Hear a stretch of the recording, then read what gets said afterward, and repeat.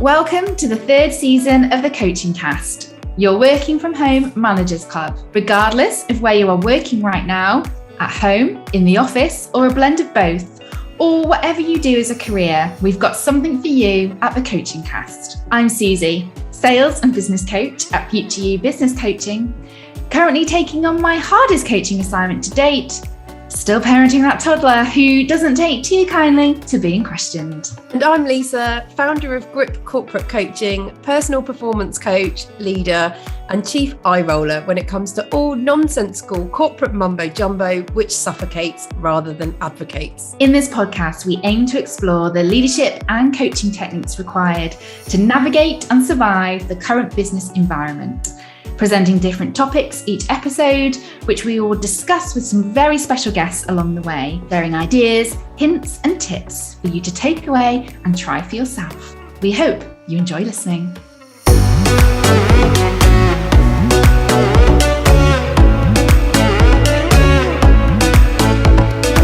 Today, we are discussing the topic of prioritising effectively at work, its importance, and some top tips for tackling that to-do list. So stay with us and enjoy. So before we get into this week's episode, Lisa, how are you today? I'm good. Still recovering from my husband's birthday celebrations last week. Oh, tell me more. What happened? What went on? So we went to London on Wednesday, which was great. We actually have been escaping to London for our fix of fun for the last couple of months, because I think, you know, we live in a very rural environment. We're in the Cotswolds. It's beautiful, don't get me wrong, but, you know, lots of green. It's nice to have a different setting, get out. And we do both love London. It's not that far for us. So we find it quite a straightforward skip on to the train in London, have a bit of fun, come back again.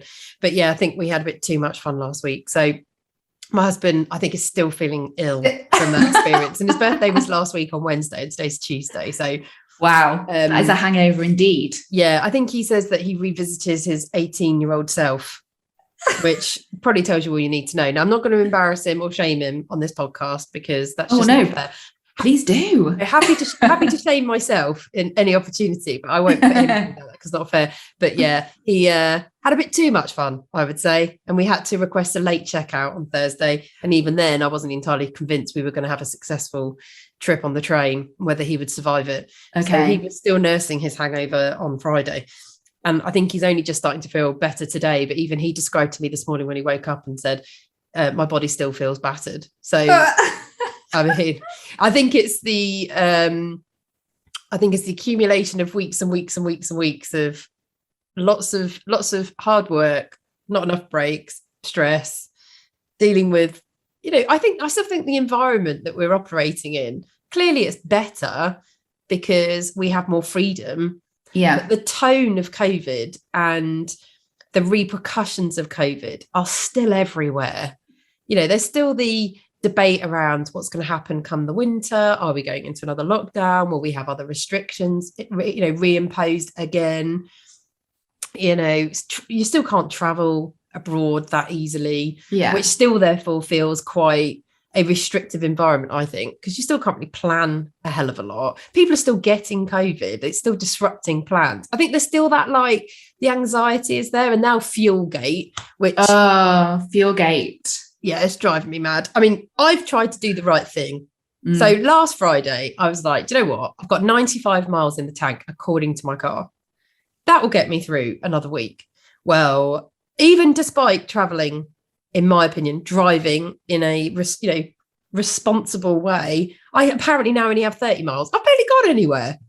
I have a lot to say to Audi. I'm like, hang on a second. Either your fuel economy monitoring is wrong, or you're scaremongering me into like panic purchasing fuel when I don't necessarily need it. But anyway, I'm literally, by the end of today, I think I'm going to be like running on fumes. So I am getting panicked now, because I went to literally every petrol station in my local town yesterday. There's 5 of them, all empty.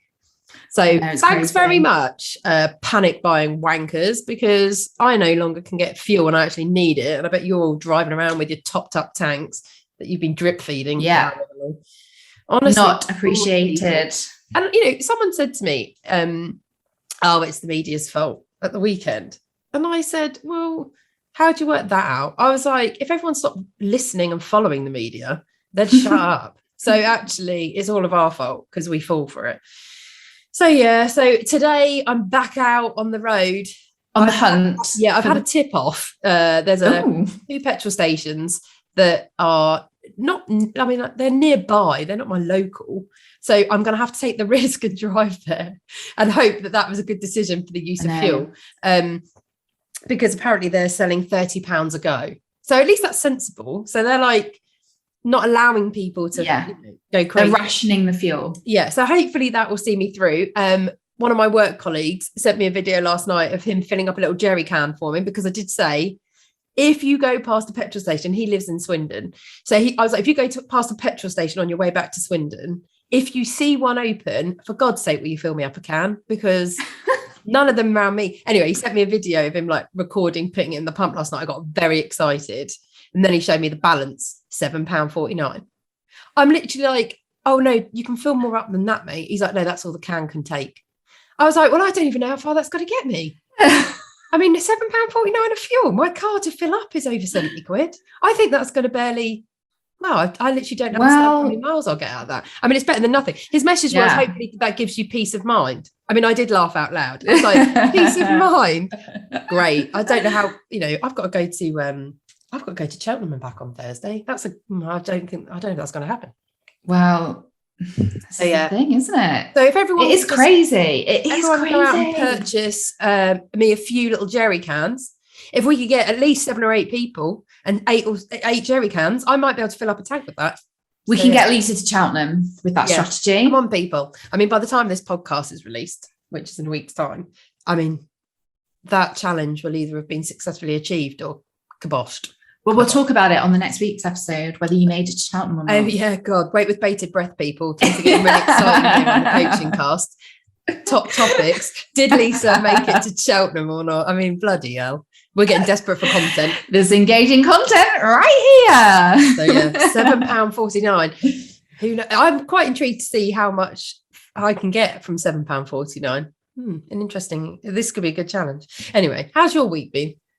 My week has been better than my previous week. Well, I mean, it wasn't really going to take much, was it? I don't think, but it has been better. So thank you very much for that, everybody, or everyone who's involved in that. Thank you. So I've been at a wedding this week, which was amazing. Yeah, it was really good. I really enjoyed it. It was a great day. It was in the village that I live in. My neighbour, good friend, Casey, got married to Gav. They've been together for, I think, nearly 20 years. So quite a long time. Yeah. That's amazing. And then they got married on Friday and it was beautiful and it was so much fun. The food was amazing. The venue was amazing. There was a live band. So we all threw some shapes on the dance floor, which I love dancing. I always have. I think I always will. So it was really fun to kind of get dressed up and have a good time, especially after kind of the week before. So yeah, I let my hair down. It was really nice. So really enjoyed that. And then also getting into, because obviously the nights are drawing in now. So it's getting colder. It's getting darker. Winter is on its way. Yeah. Which I've been in some rewatching ways, Game of Thrones. Yeah, in some ways I quite like kind of like a winter evening, like, putting the candles on, getting cozy, getting in my pajamas, watching TV. So first of all, I love Strictly. So I'm loving the fact that Strictly is back on because I like dancing. So I like watching everything. But also I've been really getting into Vigil, which is BBC. Have you watched it? I have. I haven't finished watching the last episode. All I am saying is I have been a little bit disappointed so far with who the baddie is. Wow. Yes. On the grounds that you can't just throw in a character that you've only met once and then claim that he's the bad guy. You never had the chance to ever call him out as being a potential suspect. I hate that. So I'm intrigued to see how it ends. Yes. I think we need to discuss this next week when you've watched the last episode. I watched it last night, the last episode. Not sure what my thoughts are, if I'm Interesting. honest. And I don't want to say too much because I don't want to give it away, but I think you need to watch it and then let's regroup on Vigil next week. We'll regroup. But I love Saran Jones. She's amazing. I love Leslie Rose as well, or Rose Leslie. Is it Rose Leslie, the redhead? I think it's. I can't remember which way her name is now. But I love her. But me and my husband have been rewatching Game of Thrones from the beginning because we loved Game of Thrones. And actually, I'm enjoying it just as much this second time round, which I'm surprised about. And I love her in that. You know nothing, Jon Snow. So yeah, I love her in that. Terrible impression of her.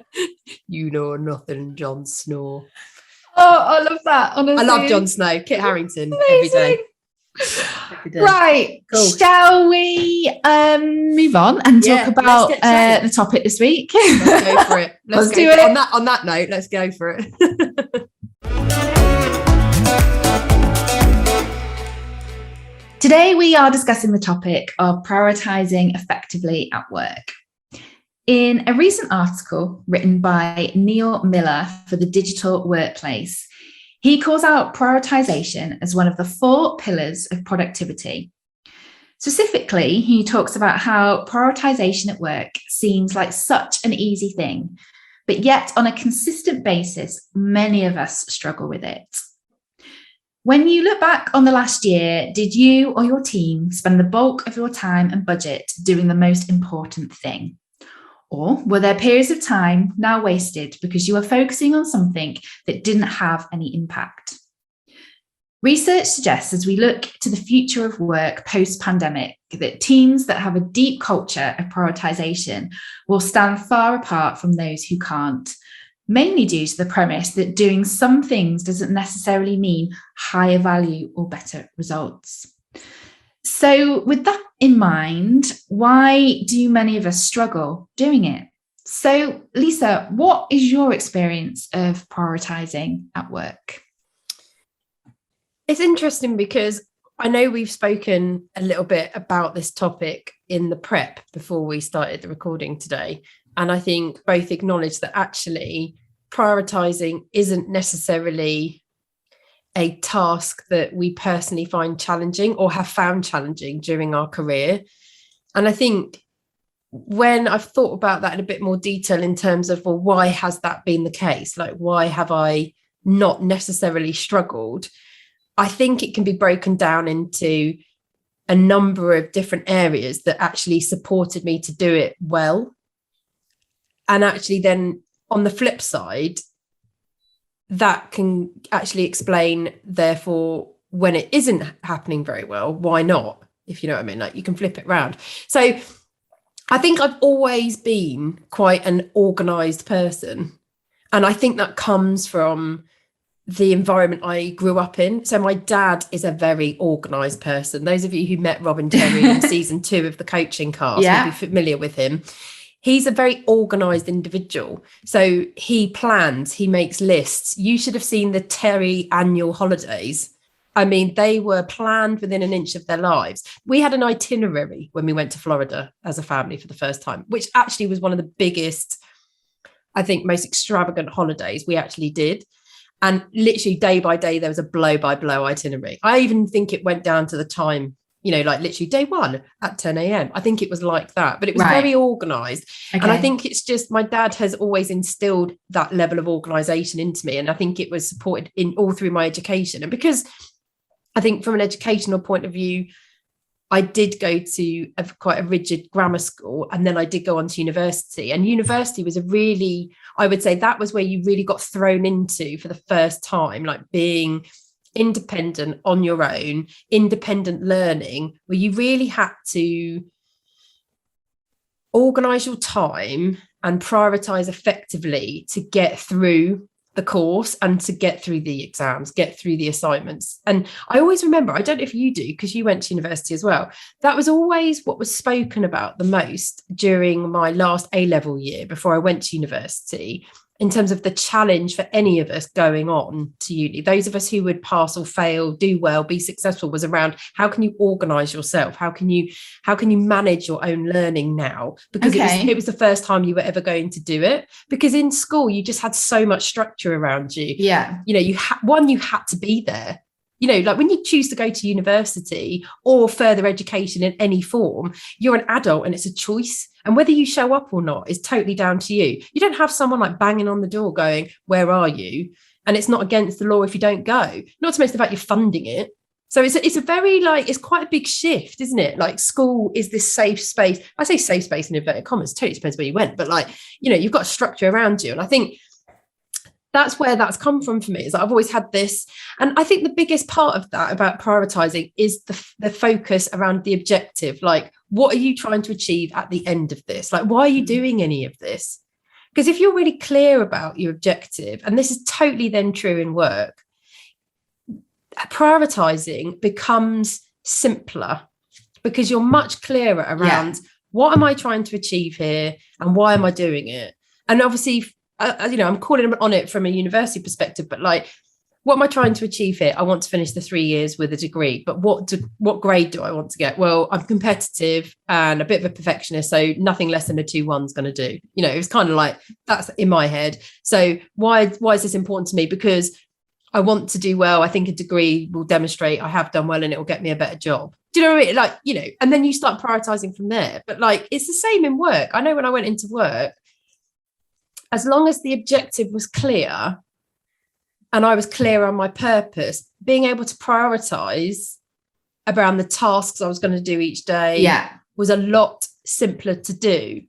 But I mean, there is a caveat there, which is, I think in the world of work, which is obviously the biggest, which is nothing like when you're studying for yourself, your priorities may not be the same as everybody else's.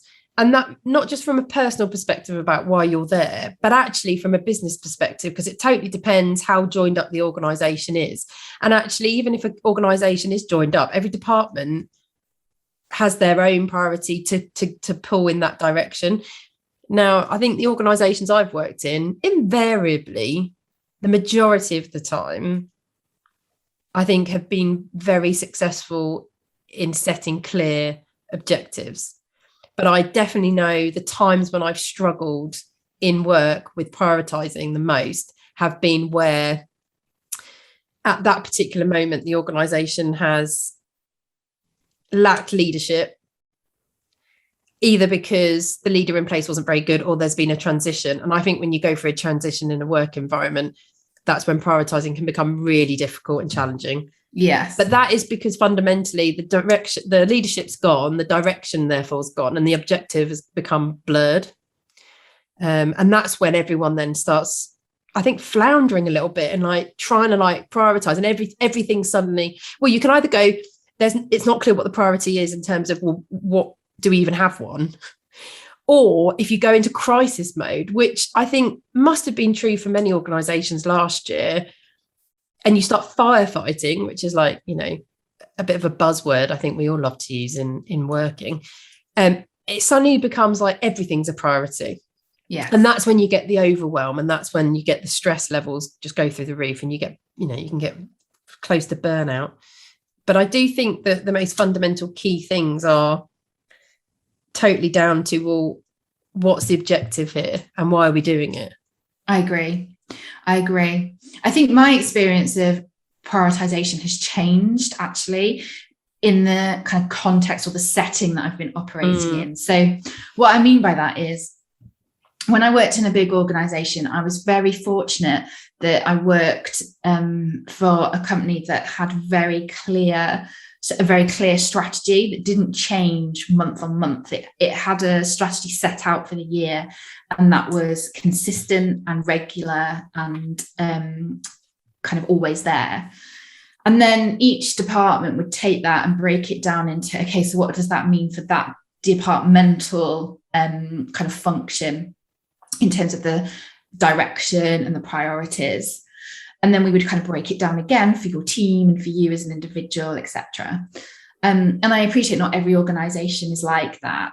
But for me, I found, because I had this kind of, for want of a better word, kind of North Star to always kind of be referring back to, I found prioritizing when I worked in that organization quite easy, like quite a simple thing to do, because I always had that there consistently to refer back to in terms of what tasks and focuses were important and why.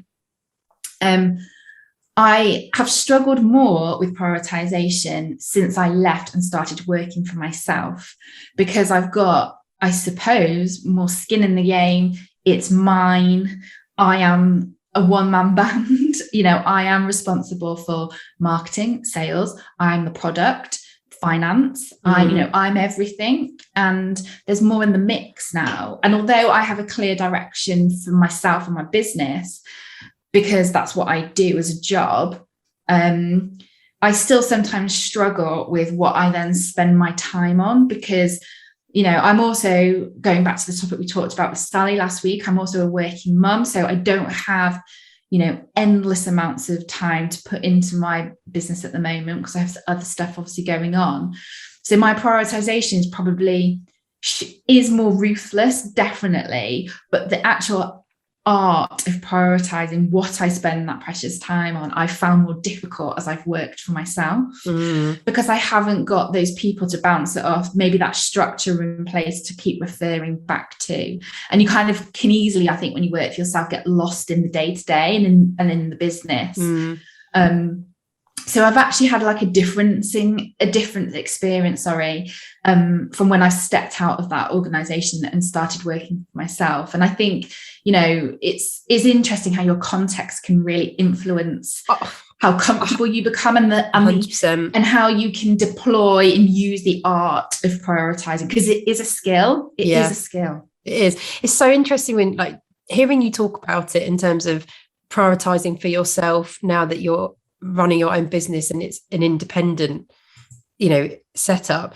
I can totally relate. And it's interesting because actually hearing you talk about it has brought up a few things for me. I know that I can be a people pleaser, and actually I want to do my best for everyone. And actually that pressure is, I think, has always tended to be there for what pushes me and forces me to prioritize actually at times. And in a work context, when I've worked in an organization, that's absolutely contributed then to the pace at which I've worked, the way I've prioritized, how I've then managed people's expectations on the grounds that I want to demonstrate my capability, that I can do, that I can achieve, that, I'm reliable, I can manage my work, I can get shit done. It's that kind of, and it's interesting because when I think about it in the context of now, where I have essentially two businesses running concurrently, I've got my coaching, which is Grip, and then I support my husband with our pub. Actually, I prioritize the pub much more effectively than I do my coaching. And again, it comes because of that external perspective and the expectation, because we've got, guests arriving every day. I've got a team to manage who've got expectations of me. I need to show up every day, sadly, nearly every day, because that's the situation we're in at the moment. I'd rather want every day, but it is. There's a pressure there, an external one, that actually I find clarifying, because it feels more urgent. I know to prioritize that. It doesn't necessarily mean that that's what I want to do. And it doesn't necessarily mean that's what's really important for me. I find it easier, though, to prioritize others over myself in those situations, because I find it a lot easier because it's more obvious. And actually, I'm not as effective at doing that around the things that are the most important to me. And it's not that I don't value myself at all. It's that I find that harder to have to think about and commit to. It takes more thought. Yeah. Because I have to be clearer about, but what do you actually want? And why is that important to you? And I can procrastinate quite a lot around my coaching business and, the elements of it that I really need to focus on. Like, it's interesting you mentioned the finance bit, like the finance admin, which, I don't really enjoy that. So I'm very good at like pushing that right to the bottom of the pile. I think I've had a reoccurring reminder to sort out my tax return since I think I received a letter. Oh God. I need to do it. I need to do it. And every week I'm like, that can wait. That can wait another week. I don't have to submit that till January 2022. I mean, don't get me wrong. I do think a pressing deadline helps to prioritize. I'm sure. Yeah, definitely. But actually, I've always tried to teach myself to like not leave things to the last minute, because it just puts me under so much anxiety. I don't need it. And I'm like, you could have just done that sooner. But that is an interesting, like, as I said, running the two together as I am now, side by side, it's interesting. If anything, I will suddenly go, I do need to do that. Oh, there's a task for the pub. Excellent. I'll do the pub stuff. Even though I don't even want to do the pub stuff. I don't enjoy that as much. But it's just more obvious. And I'm like, oh, easier. And that's just, I actually use it as like a distraction, which is really bad. I think as well, like there is kind of a notion, I think, that exists, or a myth that does exist, which is around like being busy equals progress. Yeah. And I don't think actually, well, that's not the case. No. And actually that's wrong. That myth is a myth. So, being busy does not equal progress. And I think it's very easy, especially actually when you work for yourself, in my experience anyway, when you're being busy and you're working on lots of different things, and, you're seeing perhaps more tangible results because it's only you that are responsible for delivering them, or a small team in some instances, to kind of think that by being busy you're achieving and you're making progress, and it's fine, you don't need to prioritize because you're always busy, and it kind of becomes bigger and bigger and bigger, and then soon you can quite easily end up at a point where perhaps you are doing everything, you feel quite overwhelmed, you can't see the wood for the trees, and you're lacking clarity around actually, why am I doing this? What purpose does this bring? And I definitely think when you're not in that big team, or you're working with others, it doesn't necessarily have to be a big team, but when you're working with other people, like you said, just to kind of anchor you back and distract and kind of ask those questions. Or if you haven't just having a conversation with somebody and you're like, oh, what are you working on? And you tell them, and I've certainly done this, as I'm talking about what I've done, thinking to myself, why am I spending like loads of time on this? I need to, I'm coming to those conclusions as I'm talking out loud. And maybe because I've not discussed it with anyone before. So this myth, I think, around this busyness concept is not particularly helpful either. No. In today's world. And I've definitely encountered that a lot in the workplace. I've worked with what I classify as busy fools, and I've managed busy fools as well. And trying to get that understanding of the difference between being busy and efficient and effective. For some people, it is really, really challenging. It really is. Because they can put too much weight on being busy equals being successful, because of the feeling of, but I've filled my day. Yeah. Without pausing to stop and reflect and go, okay, but what have you actually achieved out of that though? Yeah. Because if you can't tangibly describe it and link that back to the business and your contribution and how that's moved us forward, then actually it's not been a good day. But there are so many people in that space. I think busyness is a way, the danger with that is that sometimes it can be a way that we validate ourselves. I know, absolutely. That's the word, validation.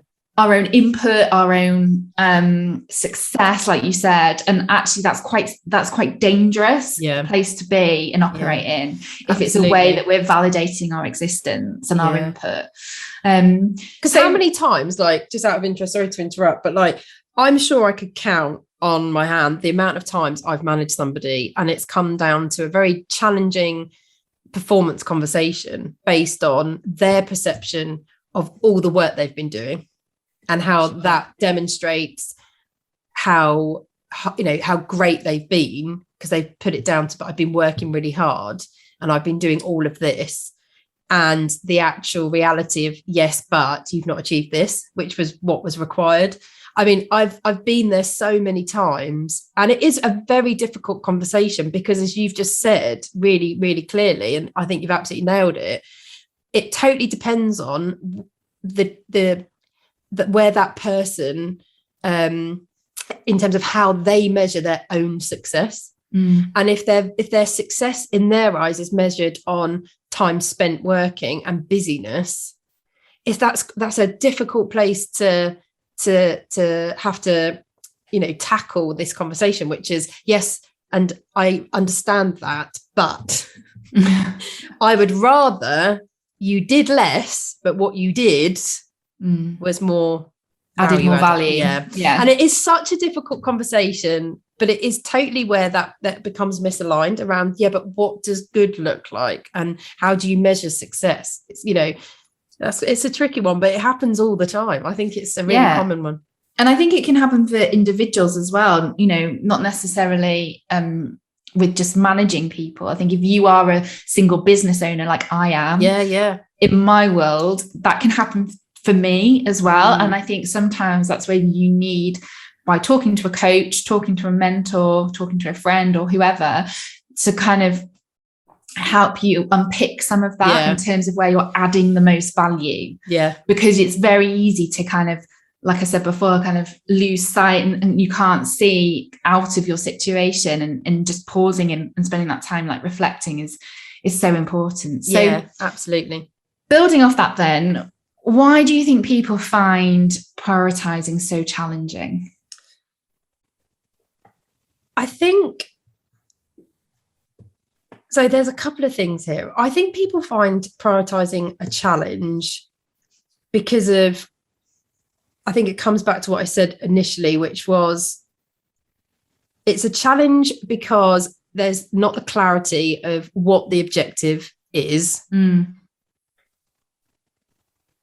what the reason is for doing it. There's a purpose. And I do think the why really drives clarity around objectives, and it gives you the motivation to be consistent around action and the right action to the right end, and give you the energy to do it. But I think having a lack of clarity of objective and a lack of clarity as to why, and I think also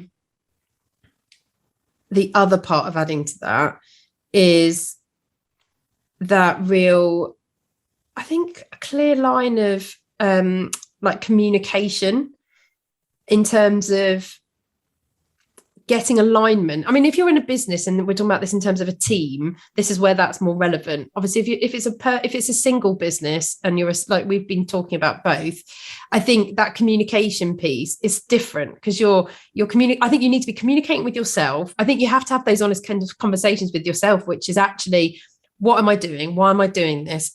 Where do I think I'm at?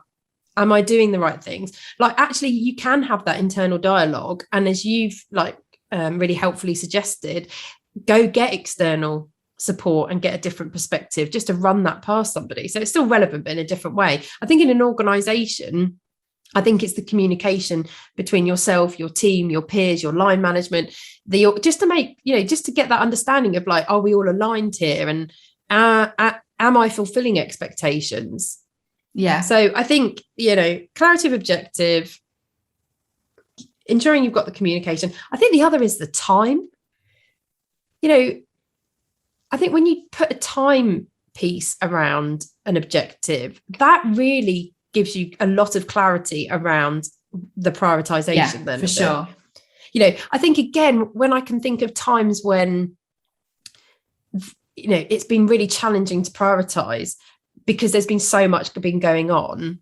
And I will, I definitely think this has happened for me personally in the worst times when there's been a massive challenge and we're all firefighting, and, that's when the timing is so critical. Like, what do we need to do first? What can be parked for a later date? And you get a time scale around everything, because until you've got that, because priority for me means urgency. Everything is a task until it's got a date on it. And then you can work out, well, what's priority then? Because you can see the urgency, can't you? Because again, I've experienced times when people are running around doing task A, and actually I'm like, that's not even, it doesn't need to be done right now. And actually there's that element again of like, people do what they like to do, not necessarily what has to be done. Well, in any context, we'll always going back to your kind of tax return, Yeah. that example, you'll push what you don't particularly enjoy to the side and try and forget about it, because otherwise, you have to face into it. And actually, there's a really great book called, I think it's called Eat the Frog.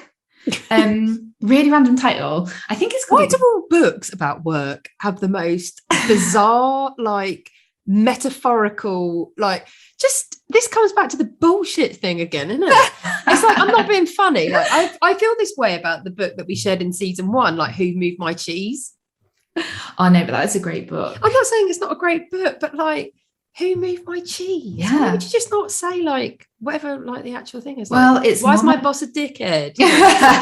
Like, why do I hate my job? I don't know. Just anyway, sorry. Who ate my frog? I mean, I think it's called Eat the Frog. Oh, Eat the Frog. Not Who Ate the Frog. It's something to do with a frog anyway. Look it up, guys. I think it's on Amazon. Bloody hell. But it's about prioritizing, and it's about the concept or the theory behind it is about doing the hardest thing first. So you get it done, it's out the way, you move on to the next kind of stuff. But I think, going back to the discussion we were having before, that long-term goal or that long-term focus can be easily forgotten when you're in the day-to-day. Yeah. And in my experience, if you can try and keep focused on that long-term goal as much as you possibly can, that will make it easier to go through the process of prioritizing tasks and things that you should spend your time on. And I think that's why people find it challenging, because it gets forgotten, that longer term piece. It's not there immediate. It's not in the short term. Is this going to impact me today? Yeah. Yes or no? And, it can be easily forgotten. And I think the other kind of perspective I just want to bring into the conversation around why, we may find it challenging, it's because actually when you prioritize, it's about making choices, and therefore you have to say no sometimes to stuff. And I think, so we can very easily sometimes be afraid of making the wrong decision, doing the wrong thing, saying no to something which we should have said yes to, and we can, doubt ourselves for that. And I think that becomes even more kind of relevant in an organizational context, for sure, when there's other people that are reliant on you or you doing things, and that kind of has a knock-on effect. And that comfort with actually saying, no, I'm not going to do that right now. This is why, but I will get to it at some point. I think for some people, they can find that really difficult. And that kind of goes back to your point around pleasing people. Yeah, absolutely. And I think it's so true in like personal life as well. Yes. And I think, as I've got older, because I am a yes woman without a doubt, and I'm a joiner. That's how I would describe it. I just want to be involved in everything. I really don't enjoy saying no. Oh, I thought you meant when you said a joiner, you could do woodwork. I actually need a joiner. Oh no, I'm like the least practical person. I did not know that about you. Yeah, wow. Yeah. All these many hidden talents. I'm a carpenter. Wow. That's my other sideline job. No, I'm a joiner. I like being part of everything. I don't like missing out. So I have such fear of FOMO, fear of missing out. And as I've got older, actually, I've realised saying yes to everything in my personal life has such a detrimental impact on me that I don't enjoy doing it. So I've had to learn to prioritise around what's actually important to me. What do I like doing? Who do I want to spend time with? Who gives me joy? Who sucks the life out of me that I really don't want to spend time with? And actually, I don't have to. That's the thing, I think, as you get older, that's the beauty. That's definitely one of the things I've enjoyed the most about being in my 30s is that I'm like, I don't have to do that shit anymore. I don't have to say yes. I don't have to do this. I'm an adult, finally. Well, that's debatable actually. But you've got your own life. I didn't feel that way until my 30s. I didn't feel that at all during my 20s, because I think I was still growing and building a life and being stupid and irresponsible most of the time and spending all my money on crap. So I think that's the beauty of age as well, but it's definitely something to harness as soon as you can in both personal and, as you've pointed out, in work, which is actually you don't have to do everything. You can say no. In a work context, you absolutely can say no if you are really clear as to why. Because I think, and that I know when I've said no in work, oh my God, I felt so powerful. That's been some of my favorite moments when I was like, no, I'm sorry, I'm not doing that. And this is why, as in I could challenge but I could only do that because I was really clear about my priority. Yes. And I was only clear about my priority because I knew what the objective was and how the two correlated. Yes. But you I think need that in place. You have to have that in place. If the objective isn't clear and the tasks to get you there are not clear, being able to say no, I think is really bloody hard. I think it's really difficult. It is. And do you know what also gets on my nerves, and has done when I was in an organization, is when everything is as important as each other, because that's not actually reality. It's not true. It's a lie. It's not true. It's just not true. Everything can have a sliding scale of priority level. Of course it can. So I totally agree. That's really wound me up.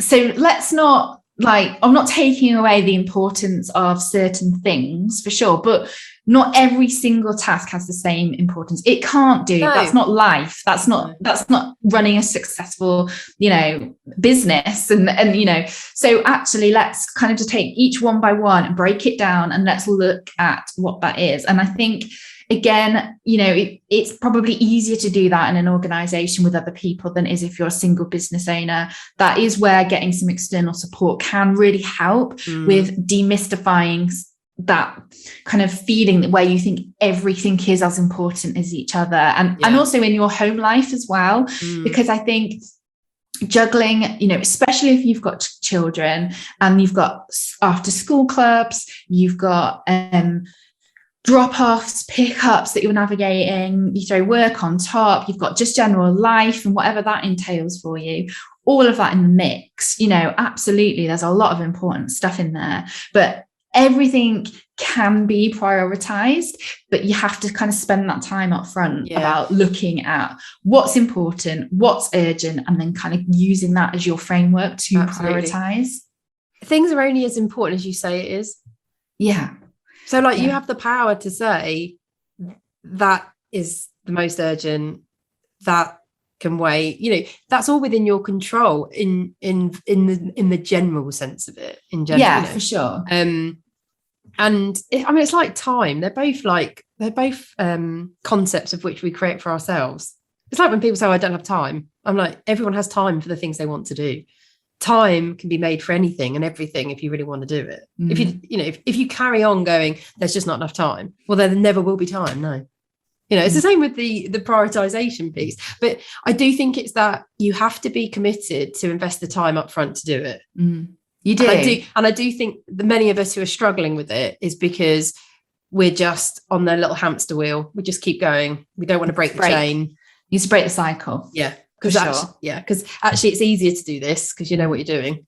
It's scary to stop it, come off it, take a look, lift up the bonnet, go, oh shit, what's actually going on? And reset. Yeah. Absolutely. So on that note then, about kind of resetting and coming off the hamster wheel, thinking about how we prioritize effectively, what would be your top tips for prioritizing effectively when you are feeling that it is all important? So I think, and I've said it a few times, so I think it has to be my first, which is define what your objective is first. What is the outcome you are trying to achieve? I think that has got to be the first one. And that's applicable whether it's you as a single business owner, you in your personal life, what do you want to get out of your personal time, for example, if it's about prioritizing the way you spend your free time. So I think, and it's true of an organization, you have every right to ask your manager, what is the objective? That's a fair question. That's not a silly question. And actually, the fact that you need to ask it tells you all you need to know, really, in my opinion. So it's definitely the right one if you're not clear. So I think it's like, what is the objective? What's the outcome you're trying to achieve? And why are you doing it? I think it's all in part of I think that's all within my first tip, to be honest. Okay. That is a juicy first top tip. It is. I think in terms of once you're clear around that, I think it's then you've been talking about, which is then breaking it down into so what are the actions then to support, and then putting a plan, and then literally documenting, so what needs to happen first, and then putting a time scale on that, because that will then totally dictate the urgency of anything. For sure. Those short, medium, long-term actions will really focus the mind in terms of what needs to be done first. Yeah. And then my third tip is,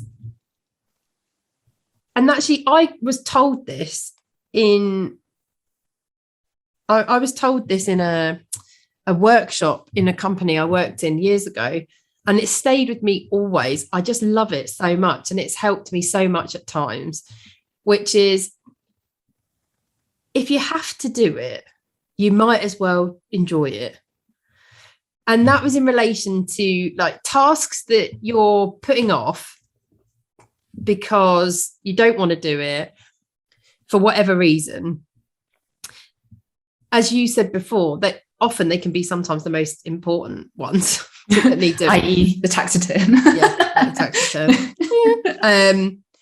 But I really like the idea of this, which is actually, if you've got to do it, you might as well enjoy it. And it doesn't have to mean that you then make it as fun as possible. But I do know at times when I've really wanted to not do something and I've avoided it, having that in my head has actually really helped change my mindset. And I've gone in, I mean, I've even approached this in respect of going into work.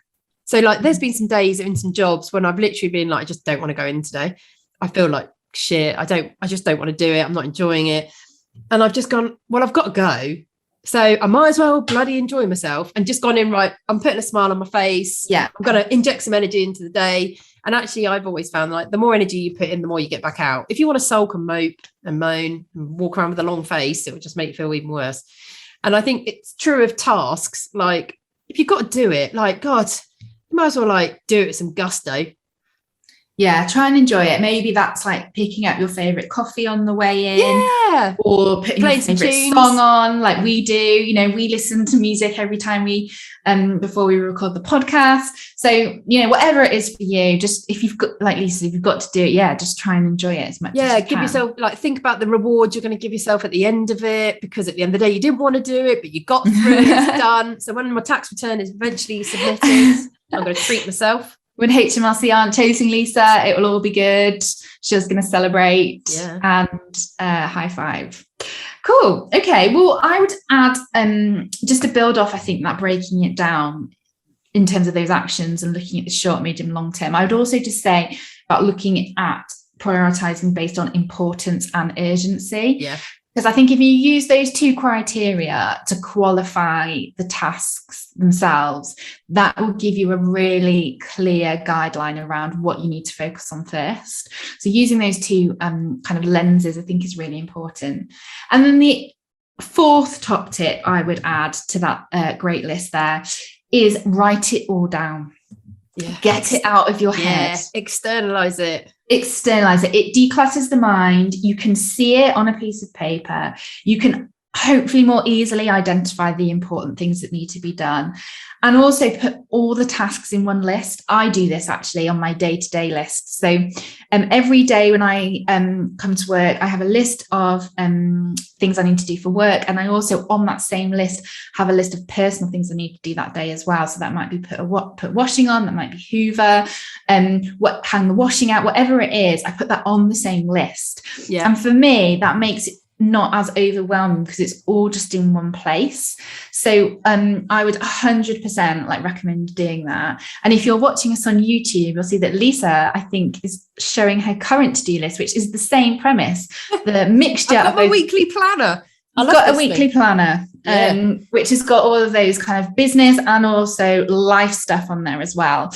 And I think that's a really important top tip, because the process of just getting it out of your head, writing it all down, will honestly, and believe me when I say this, will honestly make you feel better and less overwhelmed. 100%. I couldn't agree with that more. I absolutely love my little weekly planner. This is a new one. I've used my last one. That's how busy I was. But and I love the tip of mixing work and life, like home stuff, because I find that so beneficial, putting it all together in lists and then prioritizing them effectively. And it definitely helps me to manage my feelings of overwhelm, because I definitely do, with juggling my coaching, the pub, my personal life, the dog, all of it, my critical like hair dye appointments.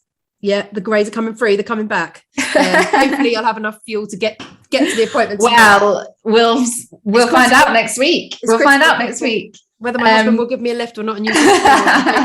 And but yeah, I couldn't agree with that more. And I think that's a really good tip. Like, mix the two together, because the two are happening at the same time. They're not inseparable. So like, you know, it's a great one. I really like the urgent important part as well. I've got a little exercise around urgent and important. I've got the urgent important matrix. So that is very helpful for that. And again, it's about writing it all down. So it's the externalizing exercise. So we can put something on socials around the urgent important matrix.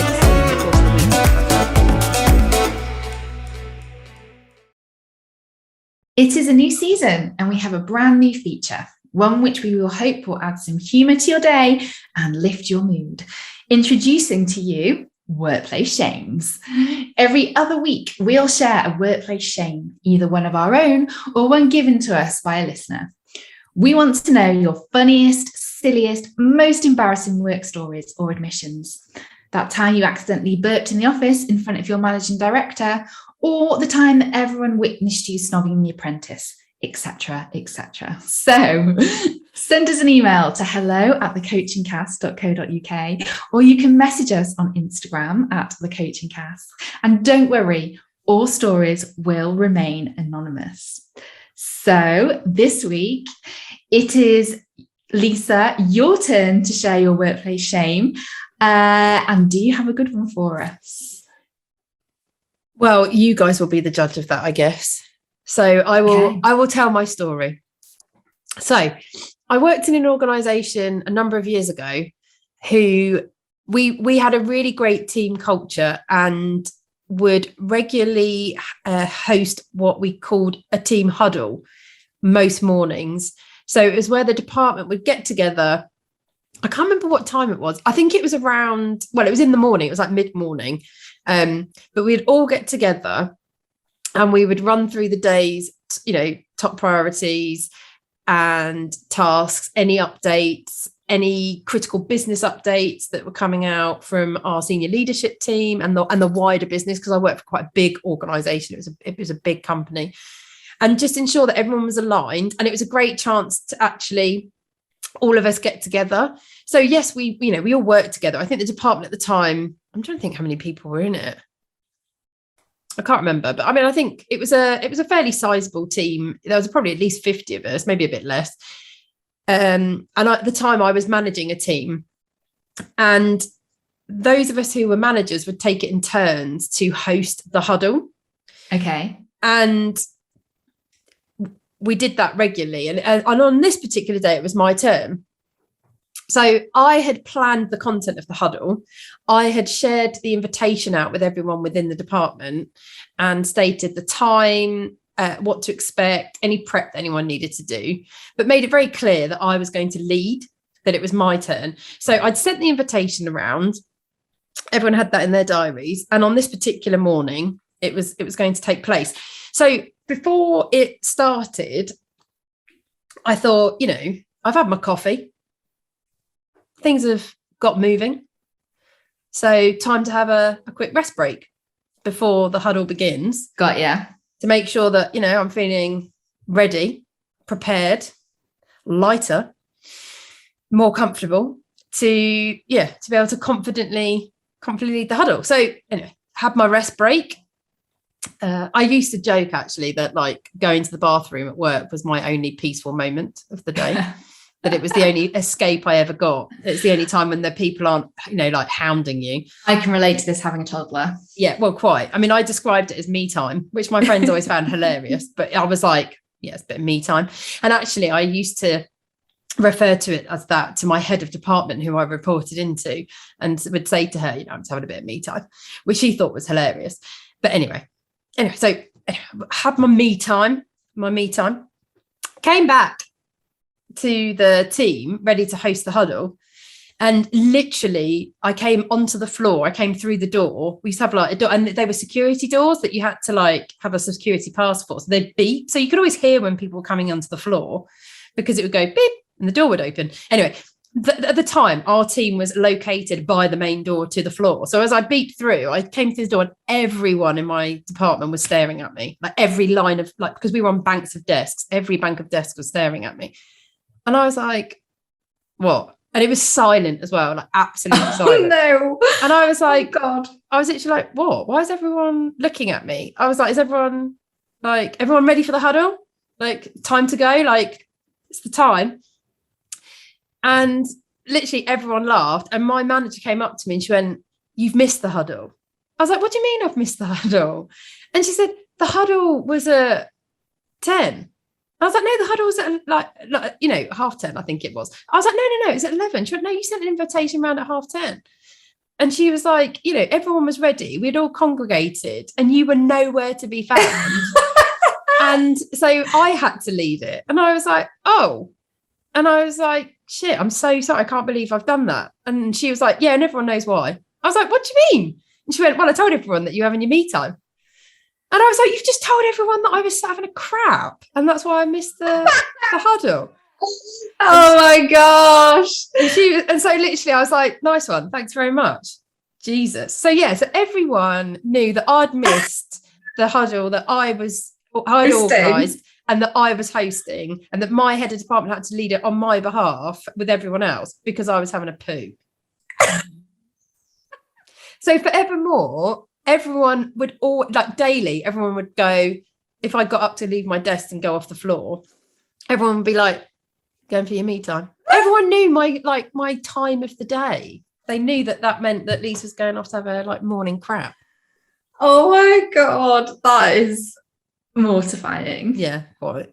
So yes, Oh. That's my workplace shame. That's one of many. I have quite a few. That's the one I've shared with you today.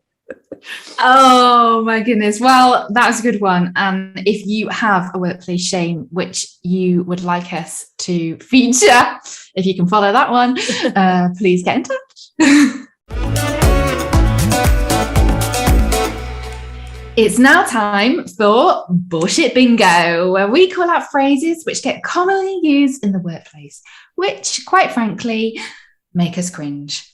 Today's Bullshit Bingo is one that I have contributed because I saw this live in motion in a meeting and I spotted it and I thought, that is a bullshit bingo. I need to write that down. And it is the word ecosystem, which refers to lots of different operating systems that a business may have, and they all come together, and that is what you would refer to as the ecosystem. Yeah. Lisa, thoughts on this one? Any thoughts? I've never heard this one being used ever. I've never heard it. No, this is a new one for me, I have to say. So when I heard this, I was like, oh, I've not heard that before. But then I also spoke to a couple of people who I was with, and apparently this is actually quite common. This is a real, common phrase. My husband said that he knew what this was as well. Oh, really? My friend did. So I think this is quite a common phrase. But to me, I was really out of touch. This is a bullshit bingo. I don't care if it's a common phrase. This is a bullshit bingo. It's going in. Yeah. Ecosystem. Yeah, I've never heard this used before. Ecosystem. Interesting. I'm quite stumped by this one. I also feel really out of touch. If everyone else knows what it is, I'm like, oh. I mean, don't get me wrong, I understand what an ecosystem is in the context of an ecosystem. As in, because I don't think I think so. Isn't it like how things live together in harmony in one economical operating system? Which it gets used environmentally, doesn't it? But I've never heard it in a work context. I mean, if anything, I actually think it sounds quite creative. I'm like, ooh, it sounds quite nice. I think it's unrealistic, but that's probably my experience of working in organisations. I don't think I'd ever describe many of the places I've ever worked as having a harmonised ecosystem at play. Isn't that impossible? No, I'm joking. That's really negative. But yeah, weird. I'm not surprised that you sat there and laughed, or laughed internally. Maybe you laughed out loud, but I don't know. Yeah, it's I'm just going to write that one down. You're like, oh, excellent content for the podcast. Yes, 100%. Write it down. That was one ecosystem spotted in actual context, and I thought, that's it. I'm having it. She says, I'm taking it. Ecosystem. For sure. So keep your bullshit bingos coming in. We love receiving them. This is my favorite kind of email. And I'm on the inbox and I love seeing bullshit bingos. So you can either DM us on Instagram at The Coaching Cast, or send us an email at hello@thecoachingcast.co.uk. So we're coming to the end of today's episode discussing the importance of prioritization. So our tips from today for you to try are: number one, define the objective and the outcome you want to achieve and really think about why. Specifically, why is this so important? The second part is using that criteria of importance, but also urgency, to really think about the actions that are going to achieve the objective and enable you to prioritize what needs to happen first. And really think about it with timings, because adding time helps to really gain clarity around urgency. Number three, write it all down, get it out of your head, because that will really help you to look at it all objectively, remove the emotion and prevent you from having that feeling of overwhelm, so you can actually see clearly what needs to be done. Include your personal things as well, because as Susie really helpfully contributed, actually seeing all your personal tasks with your work tasks helps you to see all of it and actually effectively prioritize every single one of those things, because everything is important. They're not completely separate. And the last thing is, if you have to do it, you might as well enjoy it. So even if that means slapping a smile on your face, giving yourself a bit more energy to do it, or even finding ways to make it fun while you're doing the task, like playing your favorite tune, eating something nice, and then giving yourself a prize at the end. So you can give yourself a good pat on the back and say, well done, you did it. But don't worry about remembering all of these right now. We will post these onto our Instagram page this week, and they will all be saved in our account on our grid. So you can always refer back to them if you want to. Try asking yourself the following questions this week to help you with your prioritization. Number one is, what is the most valuable use of your time right now? And really think about that in relation to the objective that you've set yourself. So that has to come first. Number two, how much of your work requires an immediate answer? And number three, how much control do you have over determining urgency versus importance? And actually, if you're not feeling confident about the control you have, who can help you? What support do you need? We hope you have enjoyed today's episode and have some new ideas to take away and try for yourselves. If you have any questions, thoughts, or feedback, we'd love to hear from you. So please contact us at hello@thecoachingcast.co.uk or on Instagram at thecoachingcast. Your continued support means everything. And therefore, if you really like what you've heard, then please give us a follow on Instagram at The Coaching Cast. Leave us a review on Apple and even Google Podcasts. And most importantly, please subscribe to future episodes wherever you listen. And don't forget, we're also on YouTube, which you can find by searching The Coaching Cast. That will enable you to watch our faces as well as listen to our voices. And believe me, sometimes that adds some additional depth of meaning and enjoyment. Entertaining value. Exactly. So our episode next week is a really interesting one, where we're going to be exploring the topic of coaching versus mentoring. So what are the differences, the similarities, and when should you coach versus when you should mentor? We'll also talk a little bit about if and when it's appropriate to have one or the other, and how you can help determine that for yourself. We both love music and use it to motivate and energize us. So we like to finish each episode with our personal song recommendation, giving you positivity and energy as you launch into your next meeting. It's my choice this week, and I've chosen an absolute 80s banger, and that is Whitney Houston, I Want to Dance with Somebody. Put it on and have a good old dance. Thank you so much for listening. Have a great week. And remember, you've got this.